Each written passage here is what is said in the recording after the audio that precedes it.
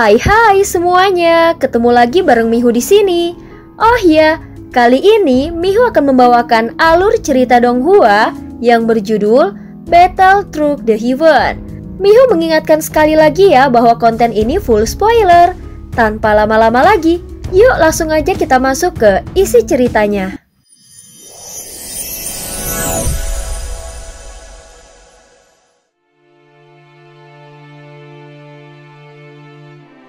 Melanjutkan dari kisah sebelumnya. Sebelumnya Feng Xichang terkejut melihat Xiaoyan. Dia juga mencoba melarikan diri. Feng Xichang merupakan seorang tokoh penting dari klan Citing. Namun saat ini wajahnya dipenuhi dengan rasa takut dan jantungnya berdegup kencang. Dia merasa ada sesuatu yang telah berubah pada Xiaoyan. Jangan-jangan dia sudah berhasil mendapatkan harta di Laut Pasir Bintang. Feng Xichang berpikir di dalam hatinya. Aura yang terpancar dari Xiaoyan kini jauh lebih kuat daripada sebelumnya. Namun yang paling mengerikan adalah perasaan terancam oleh kematian yang begitu nyata dan intens. Itu bahkan jauh melebihi apapun yang pernah dia rasakan sebelumnya. Rasa takut itu begitu hebat sehingga Feng Xichang tidak berani bergerak sedikit pun. Akhirnya dia tidak punya pilihan selain berbalik badan. Terlihat keringat dingin mengucur deras dari pelipisnya. Kali ini dia benar-benar sangat ketakutan. Apakah itu disebabkan Xiaoyan atau dia merasa bahwa di Laut Pasir Bintang ini memang tidak ada jalan baginya untuk melarikan diri? Kalau sebelumnya aku pernah menyinggungmu, kumohon kali ini tolong ampuni nyawaku. Aku rela menjadi bawahan, bahkan menjadi pelayan pun tidak masalah. Ucap Feng Xichang sambil bersujud di udara lalu berlutut dengan wajah yang tampak memelas. Namun bagi Xiaoyan, itu bukanlah tanda penyesalan yang tulus, melainkan sekedar taktik licik demi menyelamatkan dirinya. Saat ini Xiaoyan belum berkata apapun, dia hanya menatapnya dengan dingin. Namun Feng Xichang segera mendekat dengan sangat sopan.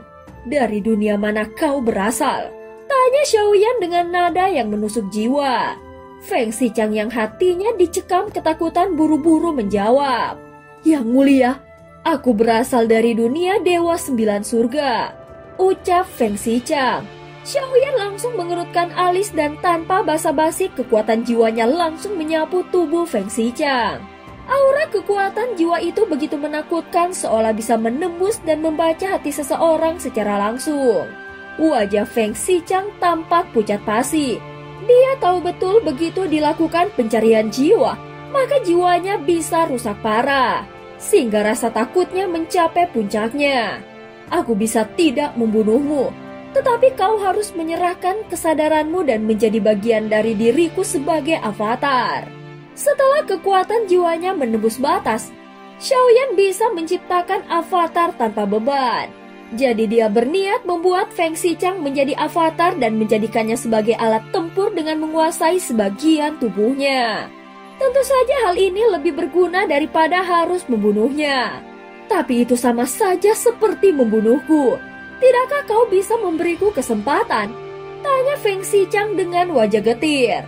Aku tidak akan mengendalikan tubuhmu, jawab Xiaoyan dengan santai.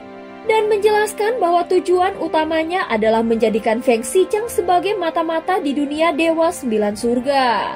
Dibandingkan mendapatkan informasi dari Huaken, maka memiliki mata langsung di dunia itu jauh lebih berguna.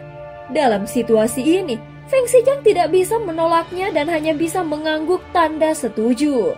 Begitu Feng Xichang menyetujuinya, kekuatan jiwa Xiaoyan langsung menyusup masuk. Kekuatan itu begitu kuat sehingga membuat Feng Xichang terkejut dan lemas. Dalam sekejap jiwa Xiaoyan mengambil alih tubuhnya dan dengan cepat bersembunyi kembali di dalam tubuhnya. Feng Xichang terengah-engah dan tubuhnya bermandikan keringat, seolah dia baru saja kembali dari ambang kematian. Pandangannya pada Xiaoyan juga penuh dengan ketakutan yang luar biasa. Saat ini dia merasa sangat menyesal. Sejak datang ke dunia misterius ini dia selalu berhati-hati dan penuh perhitungan. Namun semua itu hancur hanya karena pernah menyinggung Xiaoyan, sehingga dia terjebak dalam situasi yang tidak pernah dia bayangkan. Sial, sehebat apapun rencanaku, tetap saja ada yang kulupakan. Feng Xiqiang langsung bergumam di dalam hatinya. Setelah ini, kau harus segera kembali ke dunia Dewa Surga. Kau tidak boleh tinggal di sini lebih lama. Xiaoyan tidak perlu menyebutkan apa akibatnya karena dia sendiri seharusnya sudah tahu. Jika kau mencoba menghapus jiwa yang kutinggalkan di dalam tubuhmu setelah kembali, maka saat itu juga jiwamu akan ikut lenyap. Xiaoyan berbicara dengan nada yang tegas. Dia tahu Feng Xiqiang yang penuh tipu muslihat pasti akan mencari cara untuk menghapus jejak jiwanya. Namun Xiaoyan sebenarnya tidak perlu khawatir. Bagaimanapun, jiwa Xiaoyan yang tersembunyi di dalam tubuh Feng Xiqiang bisa kapan saja mengusir jiwa asli Feng Xiqiang keluar dari tubuhnya. Baik, Feng Xiqiang langsung mengangguk pelan. Kalau begitu sekarang pergilah. Xiaoyan berbicara sambil menatap Feng Xiqiang dengan tajam. Segera Feng Xiqiang bangkit dan memberi hormat dengan berat hati. Tetapi Xiaoyan tahu ketenangan yang ditunjukkannya hanyalah topeng. Di balik wajah itu, Feng Xiqiang sudah menyiapkan rencana lain bahkan terhadap jiwa yang ditinggalkan Xiaoyan di dalam tubuhnya. Xiaoyan tidak menahannya lebih lama. Dia melihat Feng Xiqiang yang pergi dengan tampang kacau dan langsung menuju ke Laut Pasir Bintang tanpa berhenti. Meski kelompok Feng Xiqiang menyaksikan kejadian itu, namun mereka tidak berani bertindak gegabah kemudian bergegas mengikuti Feng Xiqiang. Bagi Xiaoyan, mereka semua tidak menarik perhatiannya. Jiwa yang tersegel di tempat ini telah diambilnya sehingga tempat ini tidak lagi menyimpan rahasia atau keberuntungan yang berarti. Sudah saatnya kita pergi. Xiaoyan perlahan berdiri. Auranya menyebar kuat di kekosongan setelah dia mencapai tahap ketiga dengan 9 elemen. Anggota tim Fearless yang berada di sekitarnya menatap Xiaoyan dengan penuh rasa takjub sambil menahan tekanan yang luar biasa. Aura yang dipancarkannya begitu kuat sehingga membuat mereka merasa tercekik. Di sisi lain, Xiao Yueli gadis mungil dengan pipi merah yang menggemaskan mendekat sambil cemberut. Ada apa? Tanya Xiaoyan sambil tersenyum. Ayah, kecepatan kultivasimu terlalu cepat. Padahal sebelumnya aku masih sedikit lebih kuat. Sekarang aku hampir tertinggal jauh. Kali ini aku tidak akan ikut bersamamu. Ayah, aku harus fokus berlatih. Ucap Xiao Yueli sambil menggembungkan pipinya. Namun Xiaoyan tahu Xiao Yueli tidak lagi membutuhkan perlindungannya. Dengan bakatnya yang luar biasa dan kecepatannya dalam berkultivasi, tak lama lagi sang putri akan menyusulnya atau bahkan menyamai kekuatannya. Xiaoyan tersenyum hangat lalu mencubit pipi putrinya yang menggemaskan. Baiklah, kalau begitu, berlatihlah dengan giat. Kalau tidak, ayah akan meninggalkanmu jauh di belakang. Meski hatinya sudah tenang, Xiaoyan tetap merasa pertempuran sebelumnya masih menyisakan ancaman tidak terduga. Apalagi dengan kemunculan tangan hitam. Untungnya dia mengaktifkan teknik murka air untuk selamat dari krisis tersebut. Apakah kita akan kembali lewat jalan sebelumnya? Nan Erming bertanya dengan rasa ingin tahu. Namun Xiaoyan menggelengkan kepalanya lalu mengangkat tangannya dan jiwa ilusi muncul dari ruang hampa. Jiwa kecil yang berada di dalam tubuhnya pun menyatu kembali dengan jiwa utamanya. Xiaoyan segera memusatkan kesadarannya dan kekuatan jiwanya menyatu ke dalam jiwa ilusi.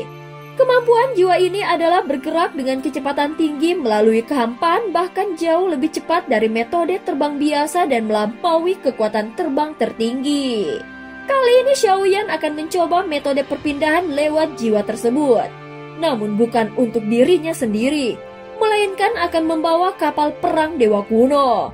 Begitu jiwanya menyatu sepenuhnya ke dalam jiwa ilusi, pandangan Xiaoyan seolah berada di atas lautan kekosongan. Di hadapannya muncul titik-titik cahaya yang tak terhitung jumlahnya. Dengan satu kehendak, dia bisa langsung berpindah ke titik manapun yang dia pilih. Dia pun mengunci lokasi avatar Yuanzhen dan mengalirkan kekuatan jiwanya ke dalam titik tersebut. Seketika jiwa ilusi mengambang lalu berubah menjadi lubang hitam raksasa. Masuklah. Semua orang segera bergegas masuk dan kapal itu melaju memasuki lubang hitam tersebut. Tak terdengar suara apapun, namun kapal raksasa itu lenyap di telan kekosongan, menghilang dari dunia dan meninggalkan ruang hampa ini. Dan cerita pun berakhir. Terima kasih udah dengerin Mihu dari awal sampai akhir ya. Sampai jumpa.